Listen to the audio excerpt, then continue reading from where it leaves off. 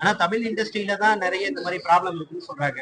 அதை நீங்க எப்படி பாக்குறீங்க சார்? ஆக்சுவலா இப்ப சொல்ல போனா சார், எனக்கு தெரிஞ்ச சென்சார் போர்டு இருக்கிறது எனக்கு தெரிஞ்சா அது வேஸ்ட் சார். ஏன்னா ஒரு காலத்துல ஒரு சினிமா தான் பார்த்தாங்க, இன்னைக்கு செல்போன்ல என்னமெல்லாம் பாக்குறாங்க. இப்போ அதை எப்படி நீங்க சென்சார் இது பண்றது இல்லை?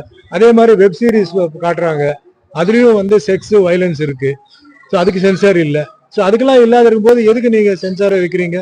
விட்டுருங்க. ஆடியன்ஸ் பாக்குறாங்க, நல்லது இருந்தா பாக்குறாங்க, நல்லது இல்லைன்னா கோர்ட்டுக்கு போறாங்க, படத்தை நிப்பாட்டுறாங்க, இல்ல அதை இது பண்றாங்க. அதுக்கு சென்சாரை வச்சு ஒரு இதுக்கு சென்சாரு, இன்னொரு இதுக்கு சென்சார். இப்ப சென்சார் சொல்லி பிளாக் பண்ணிருக்காங்க சார். ஸோ சென்சார்ல இருந்து எஸ்கேப் பண்றதுக்கு வெப் சீரிஸ் எடுத்து அதுல வந்துருது.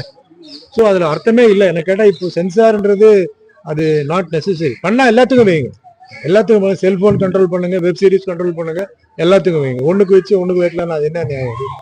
I think it's not right. நான் ஒண்ணே சொல்லுவேன், மக்களை ஒரு நல்ல லீடரை நீங்க செலக்ட் பண்ணுங்க. உங்களுக்காக கஷ்டப்படுற ஒரு லீடர் நீங்க கூப்பிட்டா உடனே ஓடி ராத்திரி ஒரு போலீஸ் ஸ்டேஷனா இருக்கட்டும், ஒரு ஹாஸ்பிட்டலா இருக்கட்டும், ஒரு ஆக்சிடென்டா இருக்கட்டும், எது இருந்தாலும் வர ஒரு ஆளை நீங்க செலக்ட் பண்ணுங்க. கம்யூனிட்டி கேஸ்ட் அதெல்லாம் பாருங்க. உங்களுக்காக உழைக்கிற ஒரு நல்ல லீடரை செலக்ட் பண்ணி பார்ட்டிலாம் நீங்க பாக்குறீங்க, பார்ட்டிலாம் அவங்க பார்த்துக்கிட்டோம், அது அவங்களோட தலைவலி. உங்களுக்கு தேவை ஒரு ஆளு, ஒரு நல்ல ஆளு ஆட்சியை உங்களுக்கு முன்னால கொண்டு போறது, உங்க கஷ்டத்தெல்லாம் பாக்குறதுக்கு. எல்லாருமே போய் சிஎம் பார்க்கணும் அது முடியாது, சிஎம் பார்க்க முடியாது. ஸோ உங்க ஊர்ல ஒரு நல்ல ஆளை செலக்ட் பண்ணி அவரு போய் சிஎம் கிட்ட போய் நம்மளோட கஷ்டத்தை சொல்ற மாதிரி ஆளை செலக்ட் பண்ணி சந்தோஷமா இருக்கு. Okay sir, thank you.